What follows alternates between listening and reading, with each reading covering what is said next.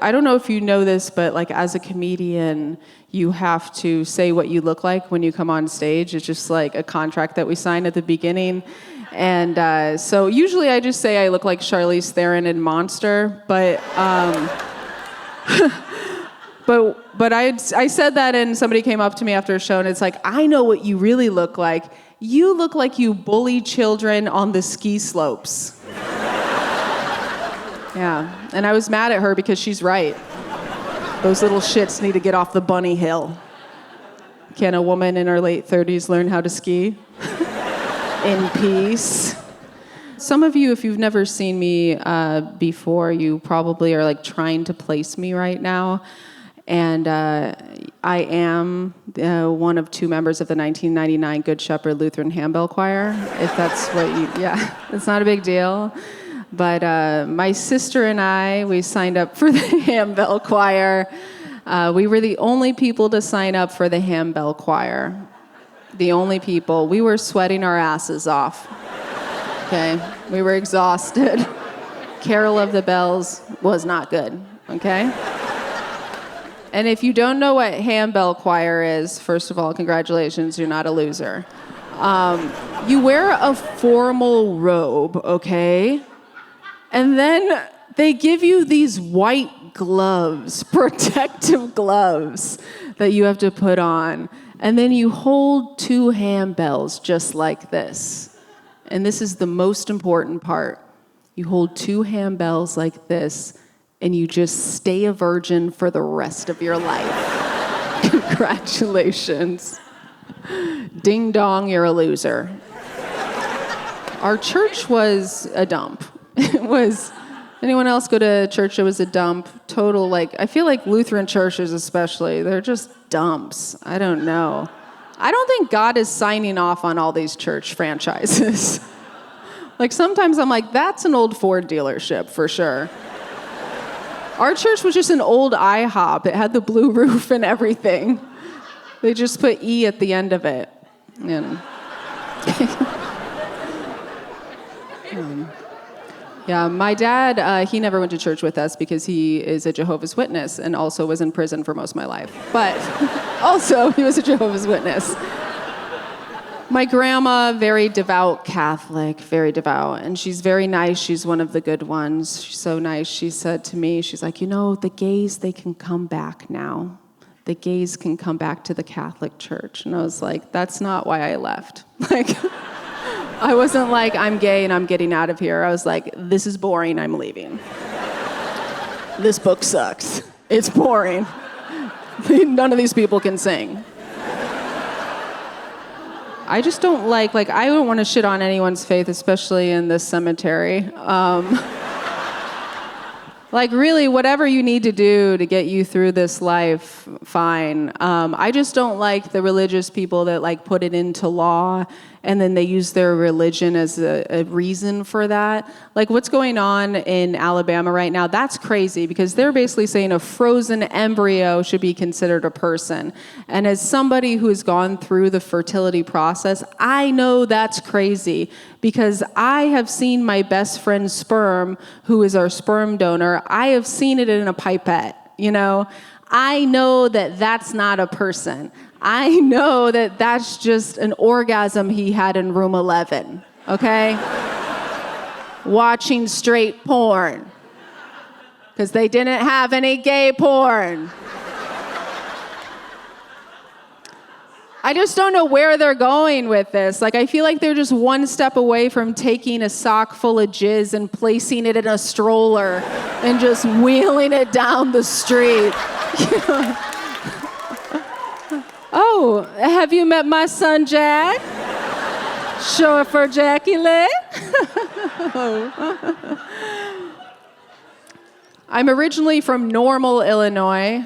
Yeah, big fans? Okay. Normal, Illinois is the home of the first Steak and Shake, so that's not nothing. Yeah, but it's close to nothing. It's nothing plus diarrhea, so. Yeah, I'm from Normal, Illinois. I was a 4-H kid growing up. I don't know, a lot of people in cities don't know what 4-H is. It's not an STD.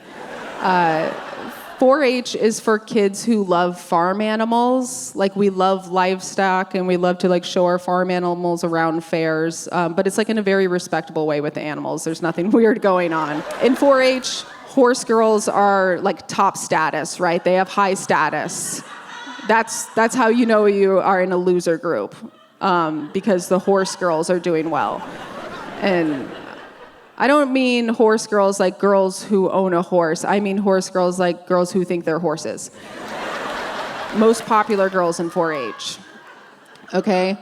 My talent in 4-H was I had long-haired guinea pigs. And I showed the long-haired guinea pigs at the fair. And I would give them blowouts, full HMU. And it was the 90s, so you know a few of them had the Rachel. They were adorable. We loved having little pets when we were younger. We had so many little pets. At one time I counted we had 14 little pets at our house. We had like, poor people love little pets. Like, we'll have so many little pets and no electricity. It doesn't make any sense. We had everything from like parakeets to hamsters to fleas. And then my friends had a dog. Like, my friends who were middle class and up, one pet, a golden retriever. It like died of old age. My pets died the most horrific deaths. Most horrific. And you know something would happen because you would just hear my mom from 2 doors down yell, "Oh, shit! The parakeet just flew into the ceiling fan! Jesus H. Christ! The hamster just got out through the pipes." Mr. Marbles did, but he survived, so no need to shed a tear for him. He pulled a Shawshank Redemption. So when I got older, I'm like, you know what, I'm just gonna have regular pets. So now I have a dog, and it's a Chihuahua Terrier. So it's like the size of 2 guinea pigs taped together. And we adopted him from the mean streets of Santa Monica, California. Yes, very tough streets out there. I just couldn't stand to see another pet watch a Creation Organic open. I couldn't let it happen. So we adopted this dog, and when we got him, they said he's a year old. And then we bring him home, we bring him to our vet. The vet says this dog is a minimum 10 years old.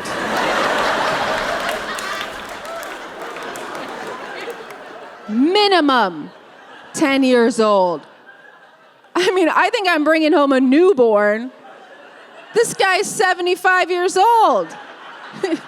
He's watching Yellowstone. He doesn't give a shit about pronouns.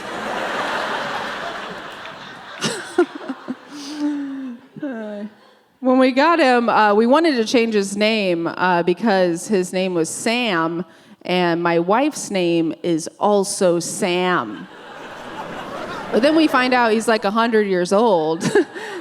We're like, you can't change his name. You can't go up to somebody on their deathbed and be like, "Hey, Papa, your name's Travis now, okay?" Yeah. So we're like, let's just try it. Yeah, so we changed the name. We changed my wife's name to Buddy. She's happy now. No, she chose it. She chose it. I have a wife. And she has one too. Yeah, I just found out she's gay, and I think it's cool. Should have known the signs were there. She was always talking about getting a Subaru. I was going down on her. And we met here in Los Angeles. This is the place that we fell in love. Thank you. We met at a bowling alley. We met at Chateau Lanes. You guys know that? Yeah, we met at Chateau Lanes. We met at an event called Lez-Bowl.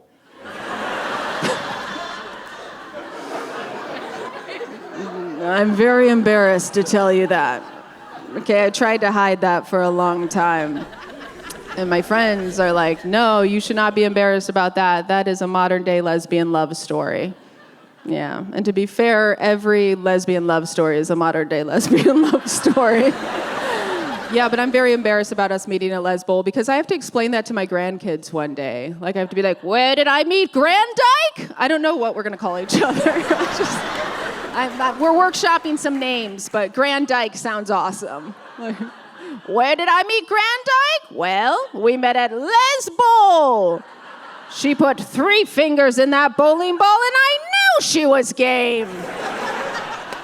They were the right fingers. She wasn't even wearing a wrist guard, which is basically raw dogging in my community. I'll stop, okay. You guys look horrified. It's like this moment that people get a little horrified. They're like, is that lesbian sex? It's just like a claw? I don't know. I'm not sure yet. Anyways, I'm a mom. Oh, thanks. Oh, a little whistle for the mom, a little cat call. Hey, we need it too. I am a mom. I had a baby right before the pandemic. It was bad timing. I had a geriatric pregnancy, which basically means I'm a bit of an old mom. They call it advanced age pregnancy now, which I think sounds worse somehow. But I do highly recommend having a baby at an older age if you like to pee and walk at the same time. You guys are in the splash zone right here. Yeah. I think this is adorable. The teachers at my daughter's daycare, they say that they know who has the older parents because when the toddlers get up, they make noise.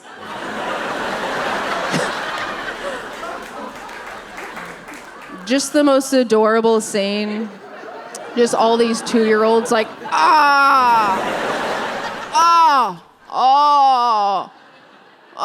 to be one again.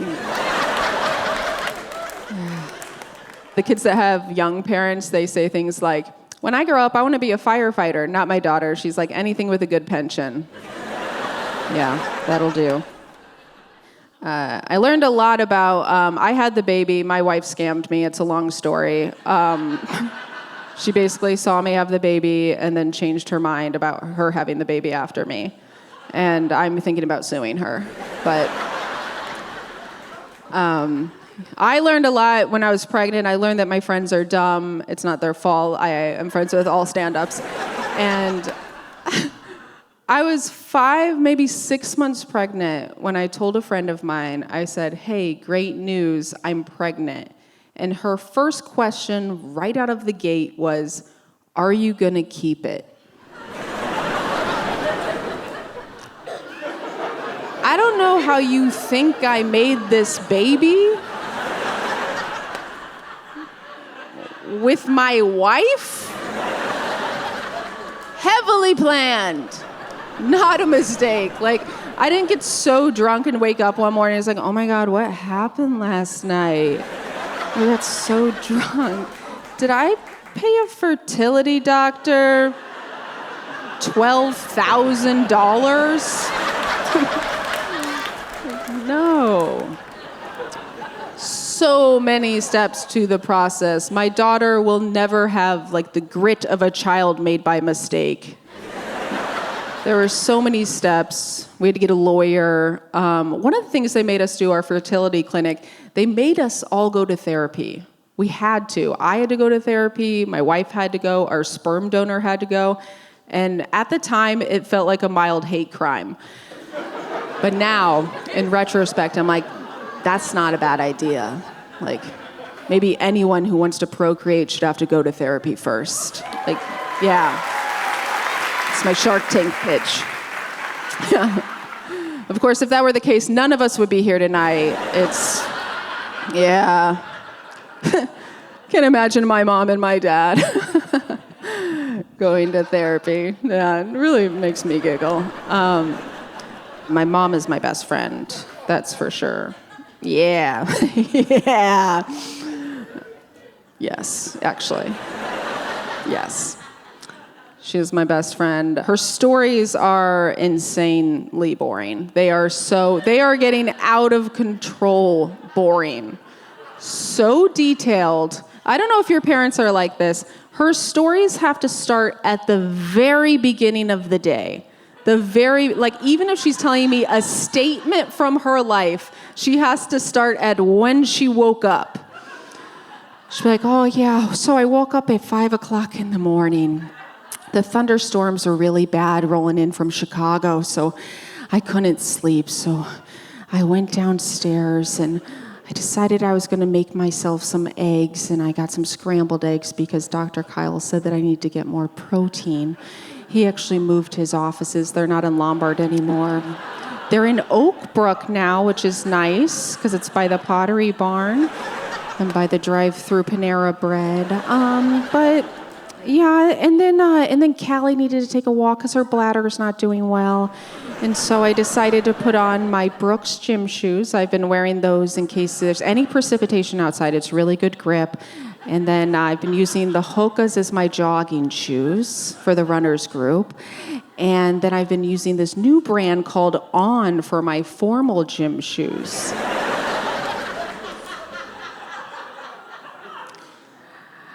45 minutes into this story, we are not even at 11 a.m. in her day. I said, Mom, what is this story about? Oh, Cheryl got lupus. Cheryl got lupus?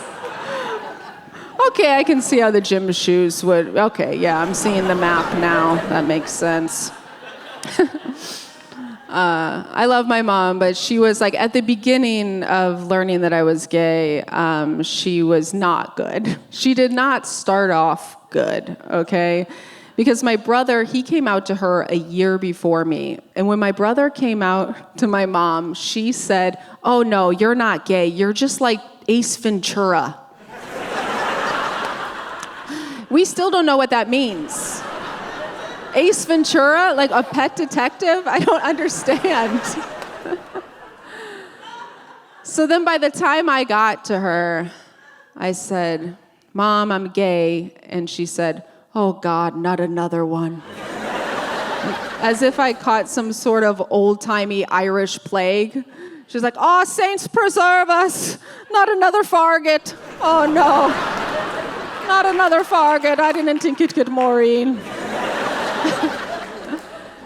And there's 5 kids in my family. There's 2 gays, and there's 3 boring ones. 2 gays and 3 others. And for a while, we were the favorites. My mom came around. She realized we're better. And the 2 gays were on top, and the 3 straights were on the bottom where they belong. And then that was ruined because my brother messed it up for the both of us. My brother went to my mom, and then he came out as a furry. It's okay if you don't know what that is. A furry is like a mascot for a team, but there is no team. And sometimes those furries have sex. They furk. And let it be known that I came up with the word furk. If I brought anything to humanity, it's furking. Yeah, my brother is a furry, and at this point, my mom's like, whatever happened to a good old-fashioned family secret? Yes. I have learned so much about furry culture. I know so much. My brother was a furry. You can be a furry without the fursona, without the costume. He didn't have the costume for 10 years. And the reason he didn't have it is because it cost $10,000 to get one of those made. Yeah, you think you have fucking problems. My brother was in Wisconsin as a human when he wanted to be a dragon. And then he got his fursona. It is a dragon named Sin, S-Y-N. And so he got it. And he just got engaged. So his fiance is also a furry. He is a fox, okay? I just want you to picture this in your head. So they got engaged in the middle of the day at noon at a park in Madison, Wisconsin. Yeah, okay. And I asked my brother, I was like, did anybody see this happen? Did anybody see this go down? And he's like, oh yeah. He said, one lady came up to us and she said, you're gonna be in my nightmares tonight.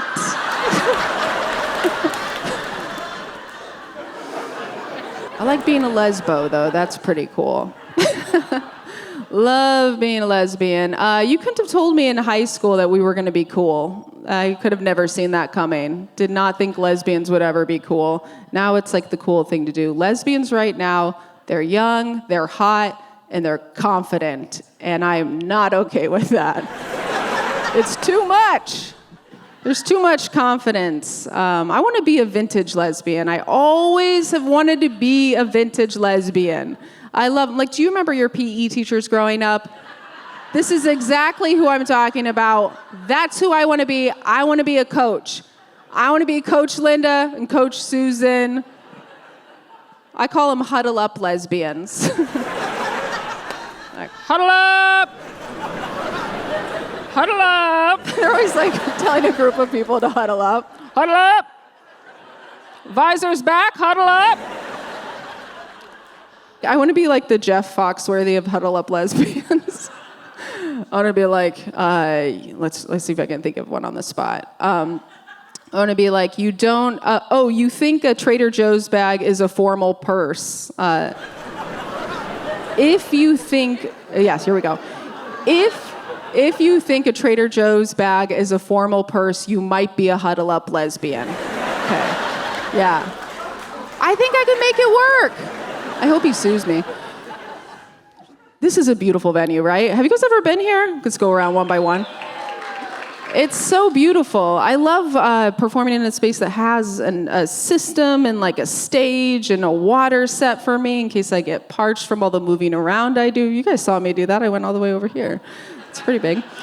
I love when it's a real theater because I've performed in bowling alleys, on the train, on the subway. Yeah, why not have a comedy show there? I performed a few weeks ago at a show called Farts in LA, so that was huge for me. The only gig that I've ever said no to is a lesbian cruise. They asked me to do it, and I was like, that thing's sinking. I know it. Sorry, it's sinking with you on it. It's sinking. I'm so afraid of that sort of thing. And also, I know it's going to sink because Granola By The Ton is very heavy, and that's what we like. I love lesbians. I am lesbian, of course. I love lesbians. They are my chosen family. But just like my real family, I've chosen to never go on vacation with them. Because they are too competitive. 3,000 lesbians on a cruise, it's too many. Because that thing is going to be sinking. And all these huddle up lesbians are going to be going by with the lifeboat just putting on the adopted pets before they put on any humans. It's going to be a really fucked up Titanic. It's going to be femme lesbians and corgis first. Yeah. I'm just not a cruise person. You'll never catch me on a cruise.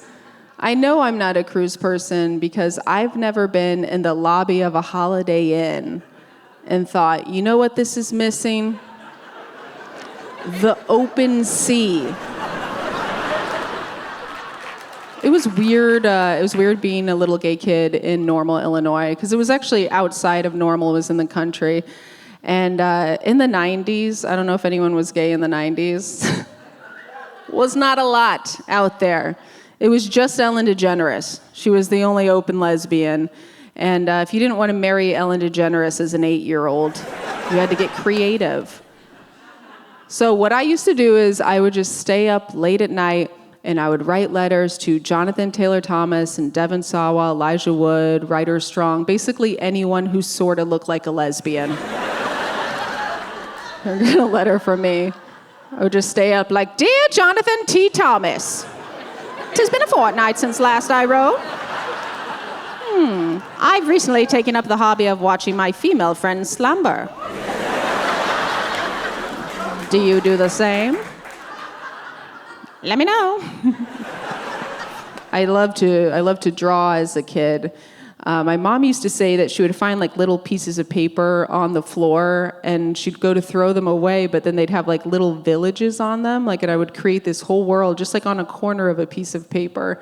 And she used to tell me that, and then she'd just like throw it in the garbage. But I was like the kid in class that was like the artist. You know, there's one when you're in elementary school. I was the kid in second grade who could draw. And how you get that title is the hottest girl in the class says that you can draw. And right before Christmas break one year, the hottest girl in the class said that I drew kind of a realistic Santa. And so I became the artist, and the hottest girl in class's name was Mrs. Zimmerman, and I'll always love her. I love to draw. I still draw. You know, I drew like my entire childhood, and then I took a break when I started stand-up comedy. There's just no time, guys. There's just no time. So I took this big, long break, and then right before I turned 30, I was at rock bottom. I know that because I was living in Lombard, Illinois with my mom at her house. And I don't know if you've been to Lombard, Illinois, but there are 3 Panera Breads in Lombard, Illinois. There is the good one, the close one, and the one with a drive-through. And I was there, very depressed. I was eating a Pop-Tart for dinner, and I was crying. And something inside of me was like, I want to draw this. And so I got my paper out, and I drew this like little comic, and then it said, my best friend just bought a house, and I'm eating a Pop-Tart for dinner. And I felt better after I did that, so I gave myself this challenge. I was like, you know what? Every morning that I wake up and I'm feeling sorry for myself, I'm gonna draw a comic, and I'm gonna see how many I have in the span of 1 year. And at the end of the year, I had 360 comics. I had a few good days in there. And so I just kept drawing like for years, and then I got a book deal. I'm not just telling you that to brag. I got a book deal from drawing these comics, and then the pandemic happened, and I was like, well, this is great because I'm just gonna live off of this money that I'm gonna make from this book. But unfortunately, I did not make any money from this book. Because I probably have the worst title for a book coming out right before a global pandemic. I don't know if you saw it outside. It's called How to Die Alone. Yeah. A lot of people were trying to avoid that. They're for sale in the lobby. I'd love to get a jet ski. The reason I went to the dermatologist is because I realized that my face is not in its 20s anymore, and that was confusing, and I was not okay with that. So I thought, maybe I could get a cream for that, you know? The reason my skin was so like gross was because I, got pregnant and had a baby. Having a baby ruined my skin and my recreational basketball career and my friend life and my real career. But other than that, motherhood is such a gift, and I highly recommend it. It's just like, a gift that's sometimes smeared in shit and piss.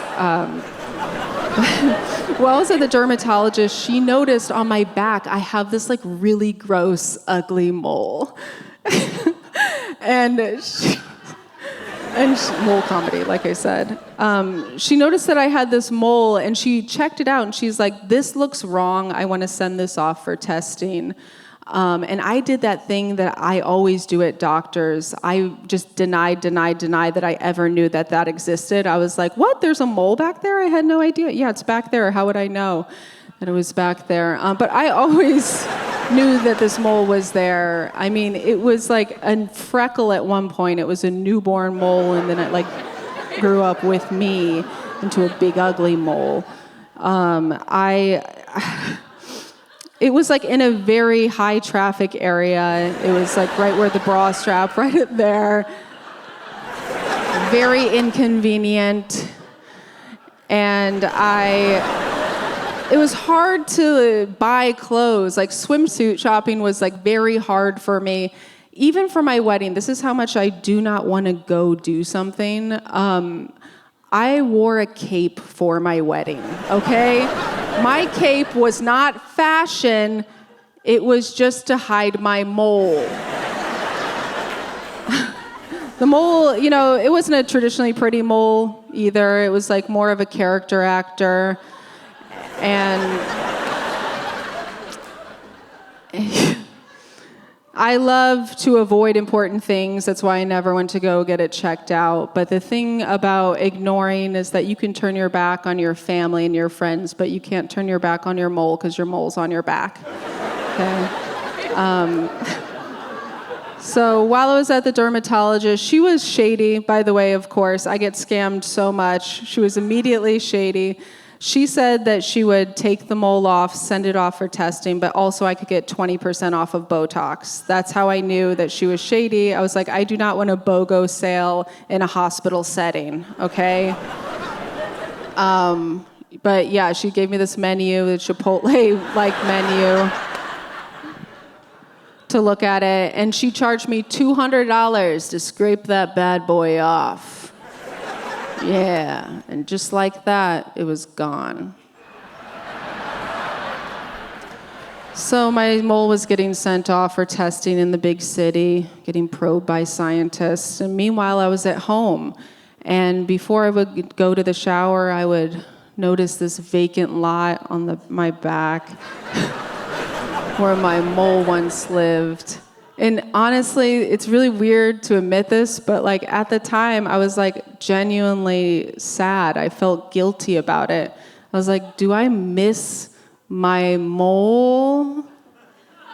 Yeah, I guess I did.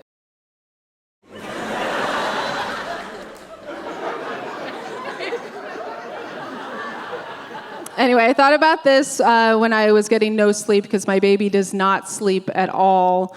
I think I got really lucky. I didn't get postpartum depression, but I got like postpartum hallucination or something because I could not stop thinking about my mole. I was like, my mole only knows life through living it with me. Like everything it knows about life is through living it with me. You know, it's always been there for me. It was there when I was happy, when I was sad, when I got dumped,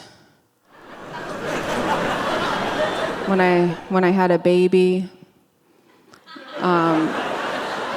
Do not be afraid of it. It happens to everybody. Okay? But I kept like messaging the dermatologist because she was shady and she wasn't getting back to me. Eventually she's like, yes, everything's fine. And then I'm like up late at night, you know, so I'm just telling her in my complete like delirium, I'm just like, where is the mole though? She's like, we don't keep the moles. She's like, we don't like donate the mole to a donor. Like we don't give the mole away. And I could not stop thinking about my mole. I'm telling you, every single day when I had this newborn baby, I was just like, where the fuck did they put those moles? Like, where did they go?